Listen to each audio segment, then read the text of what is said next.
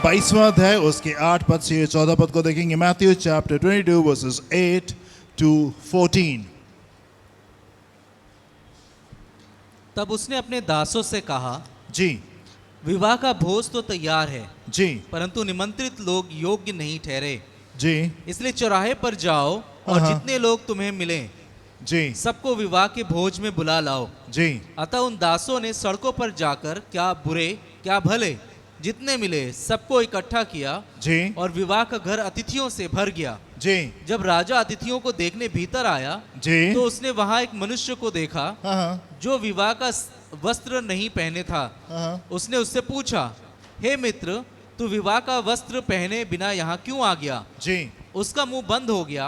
तब राजा ने सेवकों से कहा, इसके हाथ पांव बांधकर उसे बाहर अंधियारे में डाल दो, वहां रोना और दांत पीसना होगा, क्योंकि बुलाए हुए तो बहुत हैं परंतु चुने हुए थोड़े हैं। बुलाए हुए तो बहुत हैं पर चुने हुए थोड़े हैं। पहला पद से तीसरे पद को भी देखेंगे, यहाँ पे क्या लिखा हुआ है। यीशु फिर उनसे दृष्टांतों में कहने लगा, जी स्वर्ग का राज्य उस राजा के समान है, राज उस राजा के समान है जिसने अपने पुत्र का विवाह किया, जिसने अपने बेटे की शादी की और उसने अपने दासों को भेजा और उसने दासों को भेजा कि निमंत्रित लोगों को विवाह के भोज में बुलाएं। जी परंतु उन्होंने आना न चाहा। आना नहीं चाहा। प्रभु यीशु मसीह यहाँ पे स्वर्ग के राज की तुलना जो है वो किससे कर रहे हैं? एक राजा के बेटे के शादी से कर रहे हैं।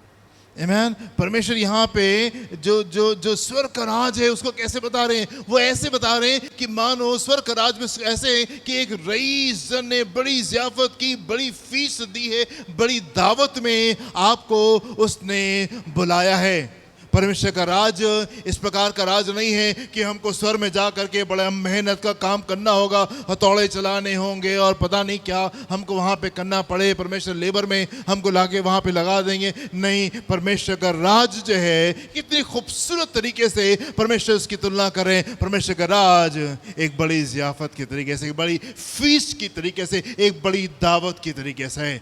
और दावत में क्या होता है? रईस इंसान की, बड़े इंसान की, राजा की दावत में अगर आप जाएंगे, आप कैसे जाएंगे? खूब अच्छे से तैयार होकर के। आमीन। खूब अच्छे से तैयार होकर के जाते हैं और जब वहाँ पे जाते हैं तो क्या होता है? बिल्कुल पार्टी का माहौल होता है। लोग आकर के, वेटर्स आकर के आपको खाने को देते हैं। आप खाइए, आप पीजिए, आप बातें करिए, आप हंसिए, आप फोटो खींचिए, आप मज़ा कीजिए। सब कुछ खूबसूरत होता है, सब कुछ वहाँ पे बहुत अच्छा होता है। सो इसकी तुलना स्वर्ग का राज परमेश्वर कैसे बता रहे हैं? एक बड़ी फीस्ट के समान है। हालेलुया। ये कोई ऐसी चीज नहीं है जिसमें हमको बहुत मेहनत करनी पड़ेगी, जिसमें जाकर के हमको पता नहीं फावड़े चलाने पड़े और हथौड़े हमको चलाने पड़े। नहीं, इट इज अ फीस्ट, एक बड़ी ज़ियाफत है जिसमें परमेश्वर ने हमको निमंत्रण दिया है, उसने हमको इनविटेशन दिया है। हालेलुया। यू नो, नया नियम जब ओपन होता है, जब नया नियम इसमें हम आते हैं, दो प्रोमिनेंट फिगर्स हमको वहाँ दिखाई देते हैं। दो महत्वपूर्ण लोग जो हैं वो नए नियम में हमको दिखाई देते हैं। यूहन्ना बपतिस्मा देने वाला एंड प्रभु यीशु मसीह। यूहन्ना बपतिस्मा देने वाला एंड प्रभु यीशु मसीह। प्रभु यीशु मसीह से पहले यूहन्ना बपतिस्मा देने वाले को भेजा गया था ताकि वो यीशु के आने के लिए मार्ग को तैयार करे। इससे पहले कि परमेश्वर का पुत्र सीन में आए, वो मार्ग को तैयार करने पाए। एलिया की आत्मा में होकर के यूहन्ना बपतिस्मा के देने वाला उस कार्य को करता था। एंड यही कार्य कलीसिया को भी दिया गया है कि इससे पहले कि परमेश्वर का द्वितीय आगमन हो, कलीसिया परमेश्वर के लिए मार्ग को तैयार करे। कलीसिया परमेश्वर के लिए मार्ग को तैयार करे। और आपको मालूम, यूहन्ना बपतिस्मा देने वाले ने अपनी सेवकाई कैसे शुरू की? जब उसने शुरू की अपनी सेवकाई तो कैसे शुरू किया? आप देखें मेरे साथ में मत्ती उसका 3 अध्याय पहले पद से 3 पद को देखेंगे। Matthew chapter 3 versus 1, 2 and 3। यूहन्ना बपतिस्मा देने वाला सीन पे आता है। कैसे? जी, उन दिनों में यूहन्ना बपतिस्मा देने वाला आकर जी यहूदिया के जंगल में यह प्रचार करने लगा, जी, मन फिराओ क्योंकि स्वर्ग का राज्य निकट आ गया है। क्योंकि स्वर्ग का राज निकट आ गया है। वो यह वही है जी जिसकी चर्चा यशाया भविष्यद्वक्ता के द्वारा की गई। जी जंगल में एक पुकारने वाले का शब्द हो रहा है जी कि प्रभु का मार्ग तैयार करो। प्रभु का मार्ग तैयार करो। प्रभु का मार्ग तैयार करने के लिए यूहन्ना बपतिस्मा देने वाला आया था। एंड ये क्या प्रचार कर रहा था? एंड ये क्या कह रहा था? One more time verse number 2 में क्या लिखा हुआ है? मन फिराओ मन फिराओ क्योंकि स्वर्ग का राज्य क्योंकि निकट आ गया स्वर्ग है। का राज निकट आ गया है। जब उसने शुरुआत की तो कैसे शुरुआत की? वो कह रहा है मन फिराओ ताकि क्योंकि स्वर्ग का राज निकट आ गया है। प्रभु यीशु मसीह के क्या शब्द थे? 4 अध्याय 17 पद, मत्ती 4:17 में क्या लिखा हुआ है? उस समय से यीशु ने प्रचार करना उस समय से यीशु ने प्रचार करना और ये कहना आरंभ किया और ये कहना आरंभ किया, मन फिराओ मन फिराओ क्योंकि स्वर्ग का राज्य निकट आया क्योंकि है। स्वर्ग का राज निकट आ गया है। जब यीशु ने अपनी सेवकाई शुरू की तो शुरुआत उसने किस तरीके से की? प्रभु यीशु मसीह क्या कह रहे हैं? मन फिराओ क्योंकि स्वर्ग का राज निकट आ गया। वो ये नहीं कह रहे सेलिब्रेट, उत्सव मनाओ, जल्दी से अच्छे कपड़े पहन करके आ जाओ, it is time to celebrate, ये बड़े उत्सव मनाने का समय, परमेश्वर का राज निकट आ गया है।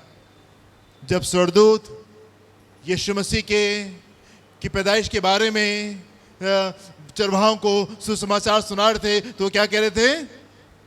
हम तुम्हारे लिए बड़े आनंद का समाचार लेकर के आए हैं, बड़े आनंद का समाचार लेके आए, जाओ जल्दी से जाओ, तुम्हारे लिए आज उद्धार करता जन्मा है। आनंद का सुसमाचार यीशु मसीह जब शुरुआत कर रहे हैं अपने वचन की, जिस समय यूहन्ना बपतिस्मा देने वाला प्रचार करना शुरू कर रहा है, कैसे प्रचार कर रहे हैं? वो क्या बात है जो पहले उनके मुंह से निकल के आ रही है? पश्चाताप करो, मन फिराओ क्योंकि स्वर्ग का राज निकट आ गया है। आमेन। आप एक और पद को देखिए मेरे साथ में, इसका 5वां अध्याय मत्ती 5 उसके 3 पद को देखेंगे क्या लिखा हुआ है यहाँ पे। धन्य है वे, 5:3 जी, धन्य है वे जी जो मन के दीन है, जो मन के दीन है, क्योंकि स्वर्ग का राज्य उन्हीं का है। स्वर्ग का राज। सर्मन ऑन द माउंट, पहाड़ी उपदेश, बहुत ही प्रसिद्ध प्रभु यीशु मसीह का शिक्षा, पहाड़ी उपदेश। जब यीशु मसीह शुरू करते हैं, पहली चीज जो अपने मुंह से कहते हैं, और वो क्या कहते हैं? धन्य है वे जो मन के दीन हैं क्योंकि स्वर्ग का राज उन्हीं का है। उन्हीं का है।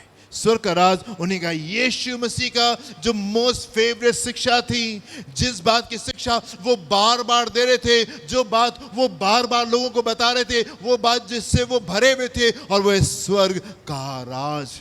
एवरी टाइम जब कभी प्रचार कर रहा होता था, ढेर सारी बार प्रभु यीशु मसीह स्वर्ग के राज के बारे में, स्वर्ग के राज के बारे में, स्वर्ग के राज के बारे में वो प्रचार कर रहे थे। आप एक और पद को देखिए मेरे साथ में, प्रभु यीशु मसीह क्या कह रहे हैं? यूहन्ना उसका 18वां अध्याय 36वां पद, बिल्कुल आखिर में यीशु मसीह भी पकड़ लिए गए हैं और पिलातुस के सामने खड़े हैं। और पिलातुस से वो क्या कह रहे हैं? यीशु मसीह यूहन्ना 18:36 जी। यीशु ने उत्तर दिया, मेरा राज्य इस संसार का नहीं, मेरा राज इस संसार का नहीं। यदि मेरा राज्य इस संसार का होता, मेरा राज संसार का होता तो मेरे सेवक लड़ते कि मैं यहूदियों के हाथ सौंपा न जाता जी, परंतु मेरा राज्य यहाँ का नहीं। मेरा राज यहाँ का नहीं है, उसका राज स्वर्ग का राज है। सारी चीजों के ऊपर सारा अधिकार उसका है, पर वो स्वर्ग का राज है जहां को बिलोंग करता था, एंड वो स्वर्ग का राज है जिसमें वो हमको लेकर के जाना मांगता है। वो शिक्षा जिसके द्वारा प्रभु यीशु मसीह ने और यूहन्ना बपतिस्मा देने वाला उसने अपनी शिक्षा शुरू की, वो स्वर्ग का राज था। पश्चाताप करो क्योंकि स्वर्ग का राज निकट आ गया। All the time Jesus was preaching about the kingdom of haven. ढेर सारी बार प्रभु यीशु मसीह इसी के बारे में प्रचार करते, स्वर्ग का राज, स्वर्ग का राज, स्वर्ग का राज, स्वर्ग का राज। एंड वो बात जो आपके दिमाग में सबसे ज्यादा घूमनी चाहिए वो क्या है? स्वर्ग का राज। वो बात जिसके ऊपर आपको रात दिन मनन करना चाहिए वो क्या है? स्वर्ग का राज। वो बातें जो आपके जीवन से निकल के आनी चाहिए, इसी आधार के ऊपर निकल के आनी चाहिए, स्वर्ग का राज। जिन बातों के ऊपर आपको मनन करना चाहिए, जिन बातों के ऊपर आपका ध्यान होना चाहिए, वो है स्वर्ग का राज। फिलिपियों का 3 अध्याय 20वें पद को देखें क्या लिखा है। फिलिपियों चैप्टर 3 वर्स 20। पर हमारा स्वदेश पर स्वर्ग पर है, हमारा स्वदेश स्वर्ग पर है स्वर्ग पर है और हम एक उद्धारकर्ता प्रभु यीशु और मसीह के हम एक उद्धार करता प्रभु यीशु मसीह के वहां से आने की बाट जो वहां रहे से हैं। आने की बाट जो रहे। हमारा स्वदेश वहां है, हम यहाँ पे बस कुछ दिनों के लिए हैं और कुछ दिनों के बाद में अपने घर हम वापस चले जाएंगे। 70, 80, 90, 100, 110, 120 साल के लिए प्रभु ने हमको यहाँ पे संसार में भेजा है। हम कहीं थे, अभी यहाँ पे हैं एंड वापस लौट जाएंगे। अपने घर को हमको लौटना है, स्वदेश लौटना है, परमेश्वर के राज में हमको लौटना है। यहीं के लिए हम नहीं हैं। आमेन। हम यहीं के लिए नहीं हैं और हम इस समय क्या कर रहे हैं? हमारा स्वदेश स्वर्ग पे है और अपने उद्धार करता प्रभु यीशु मसीह के वहां से आने की बाट जो रहे हैं। एवरी डे हम बस तैयार बैठे हैं, किसी भी दिन आ जाएंगे यीशु मसीह और हम उनके साथ में चले जाएंगे। एवरी डे, हर दिन हम इंतजार में, हमारा ध्यान ही नहीं इन बातों के ऊपर, हमारा ध्यान ही नहीं इन बातों के ऊपर, हमारा ध्यान तो कहीं और है और हमारा ध्यान किन बातों के ऊपर है? स्वर्ग के राज के ऊपर है। आप एक और पद को देखिए मेरे साथ में, पहला पत्रस 2 अध्याय 11 से 13 पद, क्या लिखा हुआ है यहाँ पे? 1 Peter chapter 2 verse 11 to 13। हे प्रियो, मैं तुमसे विनती करता हूँ मैं तुमसे विनती करता हूँ कि तुम अपने आप को जी परदेशी और यात्री जानकर जी उन संसारिक अभिलाषाओं से जो आत्मा से युद्ध करती है जी बचे रहो। बच्चे रहो। आप देखिए यहाँ पे पत्रस किस तरीके से चीजों को प्रेजेंट कर रहा है। पत्रस किस प्रकार से चीजों कह रहे हैं। वन मोर टाइम फिर से देखिए क्या लिखा हुआ है यहाँ पे 11वें पद में। हे प्रियो, मैं तुमसे विनती करता हूँ, मैं तुमसे विनती कर रहा हूँ। I request you my dear friends, मैं तुमसे विनती कर रहा हूं, मैं तुमसे निवेदन कर रहा हूं, मैं तुमसे रिक्वेस्ट कर रहा हूं, प्लीज समझो इन बातों को और ऐसा ऐसे क्या करो। पत्रस कलीसिया से, लोगों से इस बोझ के साथ में इस तरीके से बात कर रहा है। ये बात इतनी गंभीर है कि पत्रस इस तरीके से बात कर रहे हैं। वो कह रहे हैं, हे प्रियो, मैं तुमसे विनती करता हूं कि तुम अपने आप को परदेशी और यात्री जानकर, परदेशी और यात्री जानकर उन सांसारिक अभिलाषाओं से जो आत्मा से युद्ध करती है, जो आत्मा से युद्ध करती है, बचे रहो। बचे रहो। कैसे? अपने आप को कैसे, क्या जान के? यात्री और परदेसी। हमको तो लगता है बस यही सब कुछ है, यही के लिए हम हैं, सब कुछ यही करना है, घर, नौकरी, बिजनेस, ये वो सारी बातें, बस यही, बस संसार, बस संसार, बस संसार, सारी बातें, सारी प्लानिंग, ये 70, 80, 90, 100 साल का जीवन जो है हमारे किस बात में बीत जाता है? संसार में ही, सब कुछ को बनाने में, संसार को खुश करने में। क्या हमारा फोकस यहाँ पे इस प्रकार से होता है कि नहीं, हम तो यहाँ पे यात्री हैं और हम तो यहाँ पे परदेसी हैं? क्या आपका फोकस यहाँ पे इस प्रकार से रहता है? ढेर सारी बार मसीह जीवन में संघर्ष क्यों होता है? ढेर सारी बार हम परमेश्वर के वचन के वायदों को अपने जीवन में पूरा होते हुए क्यों नहीं देखते? ढेर सारी बार हम अपने आप को कल्पना तो करते हैं, मूसा की तरीके से बन जाए, दाऊद की तरीके से हो जाए, सुलेमान की तरीके से हो जाए, अब्राहम की तरीके से हमको आशीष मिल जाए, पर हम अपने आप को आशा तो वहां की रखते हैं, पर हम यहीं पर ही फंसे रह जाते हैं। उन चीजों को अपने जीवन में अनुभव क्यों नहीं कर पाते? इसलिए नहीं अनुभव कर पाते क्योंकि हम उस तरीके से चीजों को देख नहीं रहे होते। पत्रस यहां पे कह रहे हैं, मैं तुमसे विनती करता हूं, आई रिक्वेस्ट यू। कैसे देखो? अपने आप को यहां यात्री के रूप में देखो, अपने आप को यहां पे परदेसी के रूप में देखो, और जब तुम अपने आप को यात्री और परदेसी के रूप में देखोगे तब उस संसारिक अभिलाषाओं से जो आत्मा से युद्ध करती हैं बचे रहोगे। क्यों पाप में फंस जाते हैं? क्यों झूठ में चले जाते हैं? क्यों लालच में चले जाते हैं? क्यों वो बुराई हो रही होती है? कलीसिया के लोग ऐसा काम क्यों कर रहे थे? वो जिनके जीवन में परमेश्वर ने इतने बड़े बड़े काम किए हैं, वो अपने आप को इन पापों से अलहदा क्यों नहीं कर पाते? इसलिए अलहदा नहीं कर पाते क्योंकि हमको लगता है सब कुछ यहीं पर ही है, सब कुछ यहीं पर। हम अपने आप को यहाँ पे यात्री और अपने आप को यहाँ पे परदेसी नहीं समझते। आमीन। मैंने आपको बताया था कुछ समय पहले की बात है, संडे की सुबह हम लोग बस निकल के आ रहे थे चर्च में, एंड न्यूज़पेपर सुबह आया था, मेरी बेटी ने, छोटी बेटी ने न्यूज़पेपर खोला, उसमें मैगजीन थी, प्रॉपर्टी की मैगजीन थी, ढेर सारे खूबसूरत खूबसूरत से घर उसमें दिखा रहे थे। एंड एंजल मुझसे कहने लगी, पापा I mean look at this, ये देखिए कितने खूबसूरत हैं, दे आर सो ब्यूटीफुल, ये कितने खूबसूरत हैं। और मैंने इसको पहला प्रतिक्रिया जो मेरी थी उसके लिए, और ये थी, बेटा इससे खूबसूरत हमारे पास में है, इससे खूबसूरत हमारे पास में है। आमीन। कभी कभी मेरी आदत है, मैं क्या करता हूँ कि शहर घूमते हैं, देश घूम रहे होते हैं यूट्यूब के ऊपर, कभी कभी बड़े बड़े बंगले घूम रहे होते हैं, नहीं, बड़े बड़े बंगले घूम रहे होते हैं, इसकी प्रॉपर्टी, और उनको देख करके मुझे ऐसा लगता है ये तो संसारिक है। आसमान में जो हमारे लिए प्रभु ने किया है उसकी इससे कोई तुलना नहीं है। आमीन। उन चीज़ों को देख के नहीं लगता अरे काश कि मेरे पास में इतना पैसा होता तो मैं इसको खरीद लेता। उनको देख के मुझे मैं उस कल्पना में जाता हूँ, प्रभु अगर संसार में ये है तो आपने हमारे लिए क्या रखा है। आमीन। जब उन चीज़ों को देखता हूँ तो मैं सोचता हूँ कि प्रभु अगर संसार में ऐसा है तो वहाँ कैसा होगा। हालेलुया। पाप में क्यों फंस जाते हैं? क्योंकि अपने आप को यात्री और अपने आप को परदेसी नहीं देख रहे हैं। संसारिक अभिलाषाओं से जो आत्मा से युद्ध करती है, बचे रहो। और आगे क्या लिखा है? अन्य जातियों में तुम्हारा चाल चलन भला हो जी, ताकि जिन जिन बातों में वे तुम्हें कुकर्मी जानकर बदनाम करते हैं, ताकि अन्य जातियों में तुम्हारा चाल चलन भला हो, भला राइट होने पाए, ताकि जिन जिन बातों में तुमको कुकर्मी जान के बदनाम करते हैं, वे तुम्हारे भले कामों को देखकर, वे तुम्हारे भले काम को देखकर उन्हीं के कारण कृपा दृष्टि के दिन परमेश्वर की महिमा करें। कृपा दृष्टि के दिन परमेश्वर की महिमा करें। वो तुम्हारे जीवन को देख के। मैं आपसे कहना चाहता हूँ, ढेर सारे लोग कभी वचन को पढ़ना के लिए जल्दी से निकल के नहीं आएंगे, पर ढेर सारे लोग आपको पढ़ रहे होते हैं। आपका उठना, आपका बैठना, आपका चलना, आपका पढ़ना, आपके विचार, आपकी बातें, आपके शब्द, आपकी चीज़ों को देख रहे होते हैं। आमीन। और होने पाए कि आपके जीवन को देख करके वो आपके प्रभु की महिमा करने पाए। आपसे कहें बहुत अच्छा हुआ कि आप कलीसिया जा रहे हैं। You have change so much. आप कितना बदल गए हैं, आप कितना बदल गए हैं। आपकी भाषा, आपकी चीज़ें, आपकी बातें बिल्कुल अलग हैं। होने पाए कि लोग आपसे इस प्रकार से कहने पाए।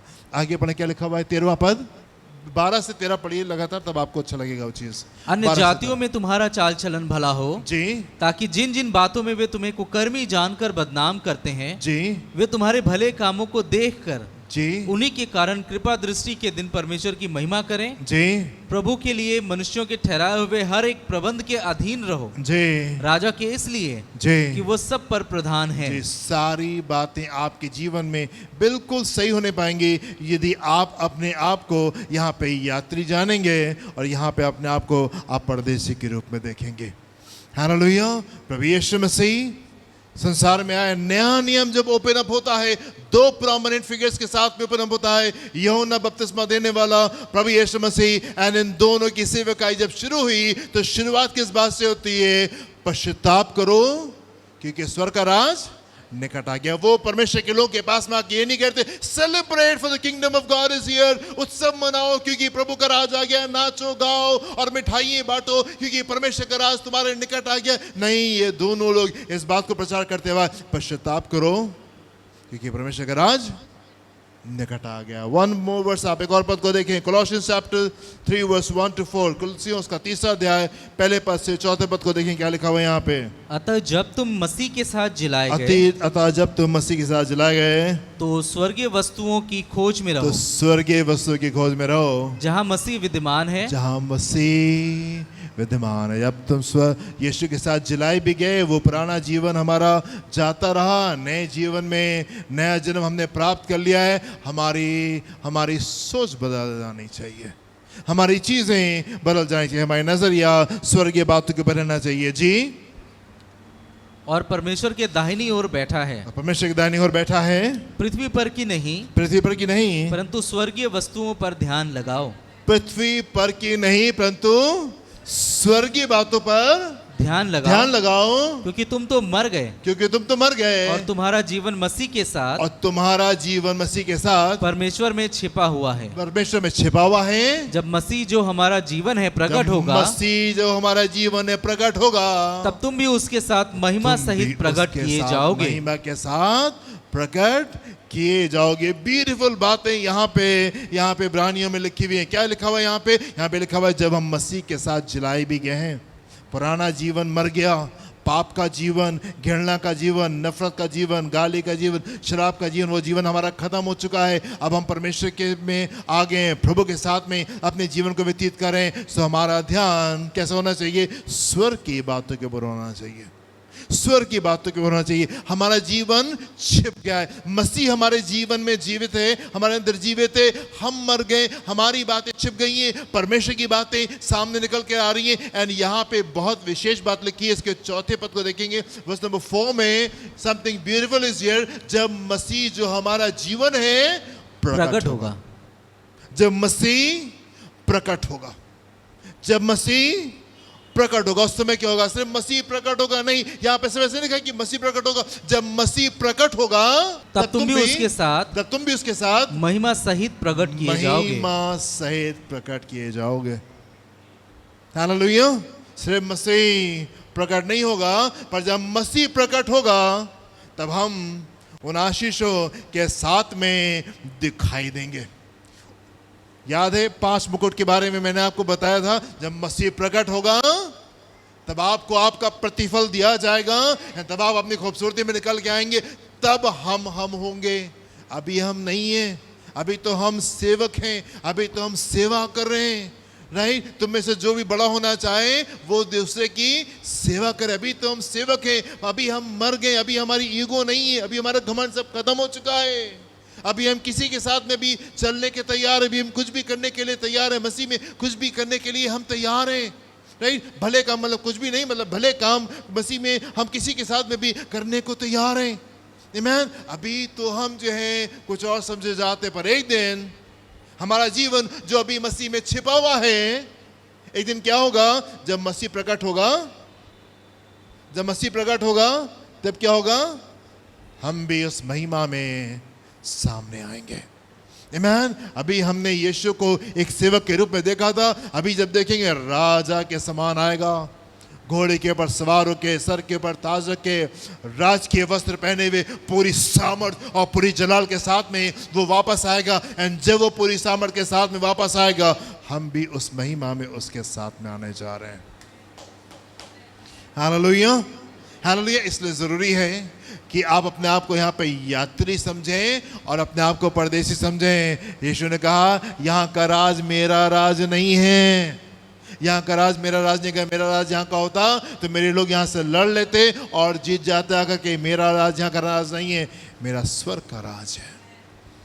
Hallelujah, hallelujah. मेरे पे मैं आपसे कहना चाहता हूँ कहना चाहता हूँ कि जो निमंत्रण आपको मिला है, जो इनविटेशन आपको मिला है परमेश्वर की तरफ से, वो सिर्फ चंगाई और छुटकारे और नौकरी और शादी और घर और बच्चे और छोटी छोटी बातों के लिए निमंत्रण नहीं मिला है। आपको जो निमंत्रण मिला है वो स्वर्ग के राज के लिए मिला है, ताकि मसीह में आप भी महिमा के तरीके से अपने जीवन को, अपने अनंत जीवन को बिताने पाए। किस बात के लिए प्रभु ने आपको अपने निकट आने का मौका दिया है? किस बात के लिए? इस बात के लिए दिया है ताकि आप स्वर्ग के राज में दाखिल होने पाए। बेटे, उसके बेटे और बेटियां बन करके अपना अनंत का जीवन उसकी महिमा में उसके साथ में बिताने पाए। आपकी बुलाहट, जो अनुग्रह आपके ऊपर हुआ है, जो प्रभु ने अपनी निकटता में आपको आने का मौका दिया है, वो इसलिए नहीं है, वो सिर्फ इसलिए नहीं है कि आप चंगे हो जाएं, आपको नौकरी मिल जाए, आपके बच्चे पढ़ जाएं, आपको जॉब मिल जाए, आपको प्रमोशन मिल जाए, आपको घर मिल जाए, आपकी शादी हो जाए, आपकी चीज़ें खूबसूरत हो जाएं और ये काम हो जाए और वो काम हो जाए। जो निमंत्रण आपके जीवन में है वो स्वर्ग के राज का है, वो स्वर्ग के राज का है। उसका क्या मतलब होता है? स्वर्ग के राज का क्या मतलब होता है? हम उसके बेटे और बेटी बन करके अनंत जीवन में हमेशा हमेशा हमेशा हमेशा उसके साथ में, उसकी महिमा में हम राज करने जा रहे हैं। उसकी महिमा में हम राज करने जा रहे हैं। हालेलुया। ये सब कुछ ऐसे ही नहीं चलता रहेगा जैसे चल रहा है, हमेशा हमेशा हमेशा हमेशा ऐसे नहीं चलता रहेगा। परमेश्वर की एक टाइम लाइन है, उसकी टाइमलाइन के अनुसार आज से 2000 साल पहले प्रभु यीशु मसीह ने संसार में जन्म लिया, और संसार में ना सिर्फ जन्म लिया पर उसने अपने आप को बलिदान किया, वो मारा गया, वो गाड़ा गया और वो मृतकों में से जीवित होने पाया। उसके कुछ दिनों के बाद में पवित्र आत्मा जो है वो पृथ्वी के ऊपर ढेला गया। परमेश्वर अपने टाइम लाइन से चल रहे, और अभी जो चीज आने वाली है और वही आने वाली है, एक दिन तुरी बजेगी, एक दिन तुरी की आवाज आएगी और क्या होगा, बादलों पर उठा लिए जाएंगे ताकि उसके साथ में वहां रहें जहां पे वो है हमेशा हमेशा हमेशा। परमेश्वर बाकी के लोगों के ऊपर न्याय को लेकर के आएगा। बाकी के संसार के ऊपर जो घमंड में हैं उनका घमंड परमेश्वर चूर करेंगे। जो देखते हुए नहीं देख रहे हैं, जो सुनते हुए नहीं सुन रहे हैं, जो समझते हुए अरे हम तो बोले, हमको तो समझ में नहीं आ रहा है ना। धनिये के लिए बड़ा दिमाग है ना, मिर्चा और धनिये की और पुदीने के लिए जो है वो बड़ी चतुराई, इतनी दिमाग है कि वो इतनी छोटी छोटी बातों में बड़ी बुद्धि चल रही है। ये बड़ी बातें दिखाई नहीं दे रही हैं, ये इतने बड़े चमत्कार, इतनी बड़ी आशीष है, इतना बड़ा परिवर्तन, ये बातें अभी समझ में नहीं आ रही। कोई बात नहीं, एक दिन परमेश्वर ने ठहराया है उन लोग के लिए जो घमंड में है। देखिए मेरे साथ में यशायाह उसका 2 अध्याय 12 से 17 पद को देखिए क्या लिखा है। यशायाह चैप्टर 2 वर्स 12 to 17 जी। क्योंकि सेनाओं की यहोवा का दिन, क्योंकि सेनाओं के यहोवा का दिन सब घमंडियों और ऊंची गर्दन वालों पर, सब घमंडियों और ऊंची गर्दन वालों पर, ऊंची गर्दन वालों पे और उन्नति से फूलने वालों पर आएगा जी, और वे झुकाए जाएंगे, और वे झुकाए जाएंगे। मेरे प्रिय, मैं आपसे कहना चाहता हूं, परमेश्वर के वचन की हर बात को हमने सच पाया है, उसके हर वायदे को हमने सच पाया है। आमीन। छोटी छोटी बातें हमने सच पाई, हमने प्रार्थनाएं की हैं और हमने परिवर्तनों को देखा है। हालेलुया। एंड ये वाली बात भी जैसे लिखी है वैसे ही पूरी होगी। प्रभु ने अपने चेलों से कहा, जाओ सामने के गांव में तुमको 2 गधे के बच्चे मिलेंगे, उनको खोल के ले आओ, ऐसी बात ऐसी बात ऐसी बात। एंड जब चेले गए उनको एग्जैक्टली वैसे ही पाया जैसे उनको बताया गया था। आमीन। जैसे उनको बताया गया था। परमेश्वर ने अब्राहम से कहा था मैं तुमको बेटा दूंगा, तो उसने बेटा दे दिया। 100 साल में क्या, वो 150 साल में भी देने में सामर्थ्य है, और वो 200 साल में भी देने में सामर्थ्य है, और वो 1000 साल में भी देने में सामर्थ्य है। आमीन। इंतजार सिर्फ इसलिए कराता है ताकि आप विश्वास कर लें, यस प्रभु जो आपने कहा है वो सच्चा है। वेटिंग पीरियड से इसलिए होता है ताकि आप उसके ऊपर भरोसा करना सीखें। नहीं प्रभु, आप अभी भी कर सकते हैं, आप अभी भी कर सकते हैं। ईमान। जो कुछ उसने कहा है, परमेश्वर का वचन कुछ गंभीर बातों को कह रहा है। आप सुने यहाँ पे क्या लिखा हुआ है, वन मोर टाइम, फिर से देखें 11वें पद से क्या लिखा हुआ है यहाँ पे। क्योंकि सेनाओं के यहोवा का दिन, सेनाओं के यहोवा का दिन सब घमंडी और ऊंची गर्दन वालों पर, सब घमंडी और ऊंची गर्दन वालों पर, और उन्नति से फूलने वालों पर आएगा, और उन्नति से फूलने वालों पर होगा, और वे झुकाए जाएंगे, और वे झुकाए जाएंगे। आप मुस्कुरा सकते हैं आप मुस्कुरा सकते हैं। यही तो आशा लगा के रखते हैं ना, प्रभु देखिए इनको, हैं, और ये झुकाए जाएंगे। और लबानोन के सब देवदारों पर, लेबनान के सब देवदारों पर, जो ऊंचे और बड़े हैं, जो ऊंचे और बड़े हैं, बासान के सब बांज वृक्षों पर जी, और सब ऊंचे पहाड़ों और सब ऊंची पहाड़ियों पर, ऊंचे पहाड़ों पर, ऊंची पहाड़ियों पर, सब ऊंचे गुम्मटों और सब दृढ़ शहर पनाहों पर जी, तर्शीश के सब जहाजों और सब समुद्र चित्रकारी पर वो दिन आता है, वो दिन आता है, मनुष्य का गर्व मिटाया जाएगा, मनुष्य का गर्व मिटाया जाएगा, मिटाया जाएगा। वो दिन आता है, वो दिन आता है जिस दिन मनुष्य का घमंड मिटा दिया जाएगा। अभी बड़ा घमंड है, कैसे कह दे प्रभु के पास जाके हमने गलती की, कैसे प्रभु के पास में चले जाएं। पाप में बड़ा मजा आ रहा है, बाकी गलत बातों में बड़ा मजा आ रहा है, गाली देना बड़ा अच्छा लगता है, शराब पीना बड़ा अच्छा लगता है, गंदी गंदी बातें बहुत पसंद है। अभी तो बड़ा घमंड है, लेकिन क्या क्या लिखा हुआ है, और मनुष्य का गर्व मिटाया जाएगा, घमंड मिटाया जाएगा, और मनुष्य का घमंड नीचा किया जाएगा, नीचा किया जाएगा, और उस दिन केवल यहोवा ही ऊंचे पर विराजमान रहेगा। और उस दिन केवल यहोवा ही ऊंचे पर यहोवा ही विराजमान ऊंचे रहेगा। पर विराजमान रहेगा। आमेन, हालेलुया। उस दिन परमेश्वर विराजमान ऊंचे पर रहेगा, एंड जब वो विराजमान होगा तो वो हमको भी ऊंचे के ऊपर विराजमान करेगा। वो दिन है जब मनुष्यों का घमंड तोड़ा जाएगा, जब मनुष्यों का सारा घमंड तोड़ा जाएगा। परमेश्वर ने दिन को तय करके रखा हुआ है। यशाया उसका 13वां अध्याय 9 से 13 पद को भी देख लीजिए क्या लिखा हुआ है। Isaiah chapter 13 verses 9 to 13। देखो यहोवा का वह दिन रोष और क्रोध और निर्दयता के साथ आता है जी, कि वो पृथ्वी को उजाड़ डाले कि वो पृथ्वी को उजाड़ डाले और पापियों को उसमें से नष्ट करे, और पापियों को उसमें से नष्ट करे। क्योंकि आकाश के तारागण और बड़े बड़े नक्षत्र जी। अपना प्रकाश ना देंगे, अपना प्रकाश और नहीं सूर्य देंगे। उदय होते होते अंधेरा हो जाएगा, सूर्य अंधेरा हो जाएगा, और चंद्रमा अपना प्रकाश ना देगा। चंद्रमा अपना प्रकाश देना एक दिन बंद कर देगा। सूर्य का प्रकाश चला जाएगा, चांद का प्रकाश चला जाएगा। जी, मैं जगत के लोगों को उनकी बुराई के कारण मैं जगत के लोगों को, परमेश्वर कहता है, मैं जगत के लोगों को उनकी बुराई के कारण और दुष्टों को उनके अधर्म का दंड दूंगा। दुष्टों को उनके अधर्म का दंड दूंगा। मैं अभिमानियों के अभिमान का नाश करूंगा, अभिमानियों के अभिमान का नष्ट होगा।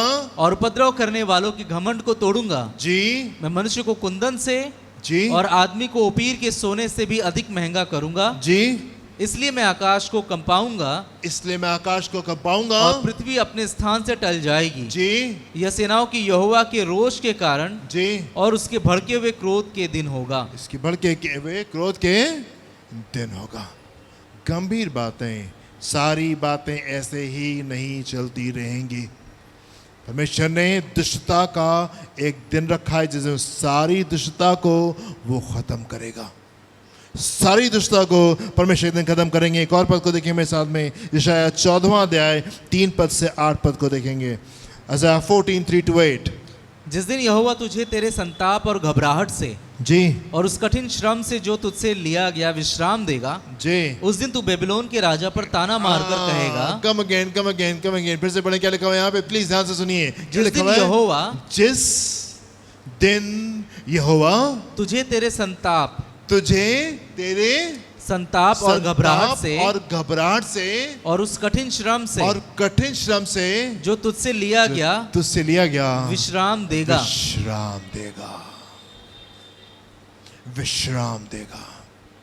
आमीन। परमेश्वर उस कठिन परिश्रम से, हाँ, कई बार कठिन लगता है ना, कठिन लगता है ना, कितनों को कई बार कठिन लगता है। हाँ, आके अरे बहुत कई बार कठिन होता है प्रभु, मन नहीं करता है, नहीं, कई इस कठिन परिश्रम से जिससे होकर के हम चल रहे हैं, परमेश्वर एक दिन आपको विश्राम देने जा रहे हैं। A rest has been promised to the people of God। परमेश्वर के लोगों के लिए विश्राम का वायदा किया गया है।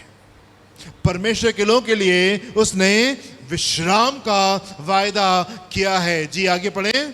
उस दिन तू बेबीलोन के राजा पर ताना मारकर कहेगा। उस दिन तू बेबीलोन के राजा के ऊपर ताना मार के कहेगा, परिश्रम कराने वाला कैसा नष्ट हो गया, परिश्रम कराने वाला कैसा नष्ट हो गया, सुनहरे मंदिरों से भरी नगरी कैसी नष्ट हो गई। जी, यहोवा ने दुष्टों के सोंटों को और अन्याय से शासन करने वालों के लठ को तोड़ दिया है। अन्याय से शासन करने वाले के लठ को तोड़ दिया है, जिससे वे मनुष्यों को लगातार रोष से मारते रहते थे जी, और जाति जाति पर क्रोध से प्रभुता करते जी, और लगातार उनके पीछे पड़े रहते थे जी। अब सारी पृथ्वी को विश्राम मिला है जी, वो चैन से है। अब सारी पृथ्वी को विश्राम, अब सारी पृथ्वी को विश्राम।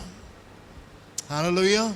यू नो, आज से 2000 साल पहले इस पृथ्वी के ऊपर एक बड़ी तगड़ी सल्तनत जो थी वो राज करती थी, और वो रोमी सल्तनत थी। रोमन्स इस दुनिया के सबसे क्रूर लोग माने गए, जिन्होंने संसार के ऊपर राज किया, सबसे क्रूर लोग थे। ढेर सारे एरिया के ऊपर उनका राज था। बड़े बड़े नगर उन्होंने बसाए, लाखों लोग उस शहर में रहा करते थे।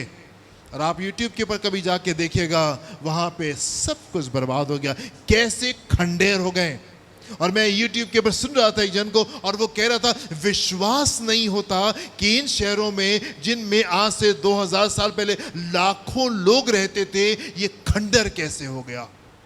विश्वास नहीं होता।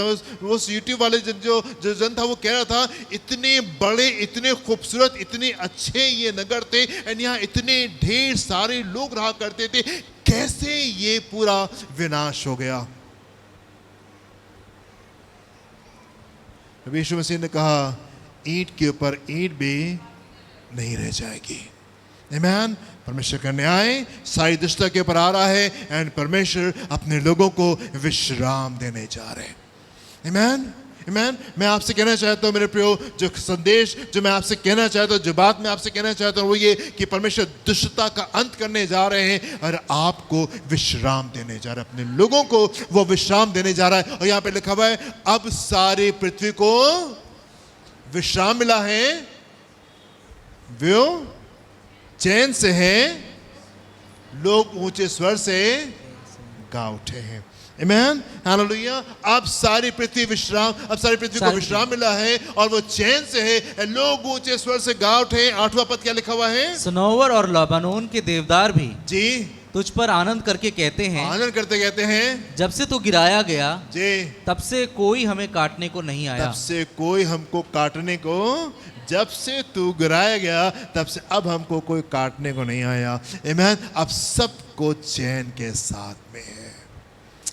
Hallelujah. There is a rest promise for the people of God. परमेश्वर के लोगों के लिए विश्राम परमेश्वर ने रखा है। विश्राम, एंड ये वो विश्राम है जो मनुष्य नहीं, ये वो विश्राम नहीं है जो लोगों ने नहीं, ये वो विश्राम है जो कि स्वर्ग से आ रहा है, परमेश्वर की तरफ से आपके लिए आ रहा है। हालेलुया। ये कोई छोटी मोटी बात नहीं है, परमेश्वर की तरफ से। यूहन्ना उसका 14वां अध्याय पहले 3 पद में क्या लिखा हुआ है, खूबसूरत बात देखेंगे, आपको मालूम होनी चाहिए, फिर भी देखेंगे। यूहन्ना उसका 14वां अध्याय पहले 3 पद। जी तुम्हारा मन व्याकुल ना हो, तुम्हारा मन व्याकुल ना हो। कई बार हमारा मन व्याकुल होता है, कई बार बेचैन होता है, कई बार अच्छा नहीं लगता, कई बार निराशा आने लगती है, कई बार कुछ और बातें जीवन में आने लगती हैं, एंड प्रभु कह रहे हैं तुम्हारा मन व्याकुल ना हो। कई बार हम कुछ बातों को देखते हैं, कई बार कुछ बातों को सुनते हैं, कई बार कुछ बातों को अनुभव करते हैं, हमारी प्रतिक्रिया क्या होती है। 2 संडे पहले हम इसी बात में मनन कर रहे थे कि जो कुछ आप देख रहे हैं, जो कुछ आप सुन रहे हैं, जो कुछ आप अनुभव कर रहे हैं, आपकी प्रतिक्रिया उनके प्रति क्या है। एंड यीशु मसीह यहाँ पे कह रहे हैं तुम्हारा मन व्याकुल ना हो, परमेश्वर पर विश्वास रखो, परमेश्वर पे विश्वास रखो, और मुझ पर भी विश्वास और मुझ पर भी विश्वास रखो। मेरे पिता के घर में बहुत से रहने के स्थान मेरे हैं, पिता के घर में बहुत से रहने के स्थान हैं। यदि ना होते तो मैं तुमसे कह देता, तुमसे कह देता, क्योंकि मैं तुम्हारे लिए जगह तैयार करने जाता हूँ। क्योंकि मैं तुम्हारे लिए जगह तैयार करने जाता हूँ। और यदि मैं जाकर तुम्हारे लिए जगह तैयार करूँ जी तो फिर आकर तुम्हें अपने यहाँ ले आऊंगा, तो मैं अपने जहाँ मैं रहूँ जी वहाँ तुम भी रहो। Amen, amen, amen. परमेश्वर ने हमारे लिए जगह तैयार की है, उसने अपने घर में, अपने स्वर में, ताकि जहाँ पे वो है हम उसके साथ में हमेशा रहने पाए, ताकि जहाँ पे वो है हम उसके साथ में हमेशा रहने पाए। आपको मालूम यूसुफ ने अपने जीवन में क्या कहा? यूसुफ ने कहा परमेश्वर आपने मेरे मिस्र के सारे दुखों को भुला दिया। ये बात उसने कहाँ गई? स्वर्ग जाके गई थी। हाँ, ये बात उसने कहाँ गई थी? प्रभु आपने मेरे मिस्र के सारे दुखों को भुला दिया, ये कहाँ गई थी उसने? यही संसार में जब वो जीवित था तब उसने कही सारे दुख, प्रभु जो कीमत हमने चुकाई उससे कहीं बड़ा प्रतिफल आपने हमको यहाँ पे दिया है। जब स्वर्ग में जाएंगे तो वो तो कई गुना बड़ा होगा। यहीं पे रह करके जो आपने कीमत चुकाई है प्रभु, इस संसार में रह करके ही आपको उन चीज़ों का प्रतिफल कहीं ज़्यादा वो दे देंगे। जब आप वहाँ पे एंटर करेंगे उसकी तो तुलना ही अलग है, उसकी तो बात ही अलग है। हालेलुया। आप समझ रहे हैं? संसार के लिए तगड़ा न्याय रखा हुआ है उसके टाइमलाइन के अनुसार, एंड परमेश्वर के लोगों के लिए बड़ा बड़ा प्रतिफल। हम उसके राज में प्रवेश करेंगे। यीशु मसीह कह रहे हैं मैं जाता हूँ, मेरे पिता के घर में अनेक रहने के स्थान हैं, यदि नहीं होते तो मैं तुमसे कह देता। अब मैं जाता हूँ ताकि मैं तुम्हारी जगह को तैयार करूँ, यदि जाता हूँ तो मैं लौट के आऊँगा ताकि तुमको अपने साथ में ले जाऊँ, ताकि जहाँ पे मैं रहूँ तुम भी मेरे साथ में रहने पाओ। हालेलुया। उस अनंत के विश्राम में परमेश्वर हमको लेकर के चलना मांगते। एक और पद को देखेंगे हम लोग, पहला थिस्सलुनीकियों 4 अध्याय 15 से 18 पद को देखेंगे क्या लिखा हुआ है यहाँ पे। क्योंकि हम प्रभु के वचन के अनुसार, क्योंकि प्रभु के वचन के अनुसार तुमसे ये कहते हैं कि हम जो जीवित हैं और प्रभु के आने तक बचे रहेंगे, सोए हुओं से कभी आगे ना बढ़ेंगे। सोए हुओं से जो मर गए उनसे कभी आगे नहीं रहेंगे, क्योंकि प्रभु आप ही स्वर्ग से उतरेगा। प्रभु आप ही स्वर्ग से उतरेगा। उस समय ललकार और प्रधान दूत का शब्द सुनाई देगा जी, और परमेश्वर की तुरही फूंकी जाएगी जी, और जो मसीह में मरे हैं वे पहले जी उठेंगे। तब हम जो जीवित और बचे रहेंगे उनके साथ बादलों पर उठा लिए जाएंगे कि हवा में प्रभु से मिले। और इसी रीति से हम सदा प्रभु के साथ रहेंगे। प्रभु के साथ में रहेंगे। इस प्रकार इन बातों से जी एक दूसरे को शांति दिया करो। अचानक से चलते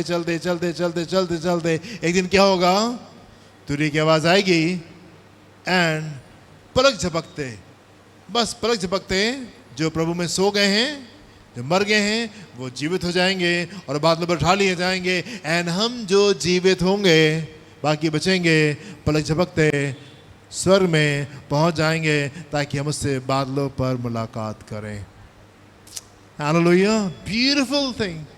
सारे कानून, सारी चीजें सब खत्म, पलक झपकते। आप सोचिए, पलक झपका के देखिए, पलक झपकते आप वहां पहुंच जाएंगे। इतनी जल्दी। कल मुझसे किसी ने कॉल किया और पूछा भैया ये तुरही का पर्व क्या है, और मैं जब उनको समझा रहा था, मैं उनको बोल रहा था, तब एकदम से मैंने इस बात को रियलाइज किया, वाह प्रभु ये कितना तगड़ा है। ऑफ कोर्स मुझे पहले से मालूम था, पर दोबारा से बात सामने आने में, पलक झपकते इतनी ताकत, इतनी सामर्थ, पलक झपकते इतना कुछ बदल जाएगा। अभी यहाँ पे अभी आप प्रभु की उपस्थिति में, उसके स्वर्ग में, उससे बादलों में हम उससे मुलाकात करेंगे। वाह, ये बातें परमेश्वर ने कलीसिया से प्रॉमिस की हैं। और यहाँ पे ऐसे लिखा हुआ में, इन बातों से एक दूसरे को शांति दिया करो। मैं आपसे कहना चाहता हूँ मेरे प्रियो, जो कीमत आपने चुकाई है वो बहुत थोड़ी सी है। जो प्रतिफल आपको मिलेगा उसके तुलना में वो कुछ भी नहीं है। जिसकी तुलना में वो कुछ भी नहीं, जो कीमत हम चुका रहे हैं वो उसकी तुलना में कुछ भी नहीं है। जो आशीष है परमेश्वर हमको दे देना चाहते हैं। हालेलुया। परमेश्वर ने विश्राम को रखा। आज का दिन किस बात का दिन है? तुरही का पर्व है। 15 तारीख से 17 तारीख 2 दिन का पर्व होता है। ये किस बात का पर्व है? किस बात की खुशी है? एक दिन प्रभु आएंगे और हमको ले जाएंगे। आमीन। हम उन बातों को भी सेलिब्रेट किया। 4 बातें का हम पर्व मनाते हैं और क्रिसमस मनाते हैं, उसके साथ में 4 बातें और मनाते हैं। प्रभु यीशु मसीह का मारा जाना, उसका गाला जाना, उसका जी उठना, पवित्र आत्मा का पृथ्वी के ऊपर आना, इन 4 बातों को हम सेलिब्रेट करते हैं। 5वीं चीज जो लाइन में है और वो तुरही का पर्व है। एक दिन तुरही बजेगी और हम बादलों पर उठा लिए जाएंगे। हम बादलों पर हम उठा लिए जाएंगे। आज का पर्व इसी बात का पर्व है। मेरा यकीन, मेरा मानना, मेरा विश्वास तो ये है कि जब कभी प्रभु आएंगे, हम वो साल नहीं जानते कब प्रभु आएंगे, पर ये मेरा विश्वास है कि जब भी प्रभु आएंगे तो मेरे ख्याल से ये तुरही के पर्व के बीच में ही आएंगे। जब कभी भी उसका आना हो, तुरही के पर्व के बीच में ही होगा। हो सकता है वो कभी और भी आ जाए, वो परमेश्वर है और वो इंडिपेंडेंट है, वो स्वतंत्र है अपने निर्णय को लेने के लिए। पर मेरा अनुमान ये कि ये वो चीज़ें हैं, वो चीज़ें हैं जो इस प्रकार से होंगी। तो इसलिए ये पर्व आप घर में जाएं, आप खुशी मनाएं, खूब अच्छे से खाएं, अच्छे से खूब खुश हो। यस, एक दिन हम बदल जाएंगे और बादलों पर उठा लिए जाएंगे। एंड ये जो मरणहार देर है ये अमरता को पहन लेगी और हम हमेशा हमेशा हमेशा और हमेशा उसके साथ में जीवित रहेंगे। Hallelujah, hallelujah. आप मुस्कुरा सकते हैं, परमेश्वर ने खूबसूरत वायदे आपसे किए हैं। हालेलुया। पर हम वहीं से शुरू करेंगे, वहीं पे ख़त्म करेंगे जहाँ से हमने शुरू किया था। मत्ती उसका 22वां अध्याय। राजा ने अपने बेटे की शादी की और बड़ी ज़ियाफ़त दी, बड़ी फीस दी, पर लोगों ने आना नहीं चाहा। लोगों ने आना नहीं चाहा। कोई अपने खेत को चला गया, कोई अपने खलिहान को चला गया, कोई किसी बात में चला गया, कोई किसी बात में चला गया। सो अनफॉर्चुनेट कि इतनी दुख की बात है, राजा ने शादी की, बेटे की शादी की, उसने फीस में बुलाया, पर लोगों ने उसमें आना नहीं चाहा। फिर क्या किया गया? परमेश्वर ने मना किया, ठीक है, दरवाज़ा बंद किया जाए और औरों को बुला लिया जाए और वो उनकी जगह के ऊपर आकर के बैठ जाएंगे। जो पिछले हैं वो अगले हो जाएंगे। आमीन, हालेलुया। ये गंभीर बात है। 5 कुंवारियां रह जाएंगी और 5 कुंवारियां उठा ली जाएंगी। Everybody is not going to heaven. परमेश्वर का वचन का संदेश बिल्कुल स्पष्ट है। इसलिए मैं आपसे कहना चाहता हूं, जिन बातों के साथ में प्रभु ने चीज़ों को शुरू किया, मैं भी उन बातों से आपसे कहना चाहता हूं, पश्चाताप करें क्योंकि स्वर्ग का राज निकट है। पश्चाताप करें क्योंकि स्वर्ग का राज निकट है। दूसरे के जीवन में मत झांकिए, अपने जीवन में देखिए। प्रभु कोई बात अगर ऐसी है तो क्षमा कर दीजिए। हम छूटना नहीं चाहते, क्योंकि परमेश्वर उस दिन सारे घमंड को वो तोड़ेंगे and it is going to be very serious, और ये बहुत गंभीर होने जा रहा है। सिस्टर, जब तक कि आपके पास मौका है, आप परमेश्वर के साथ में अपने रिश्ते को ठीक कर लीजिए। हालेलुया।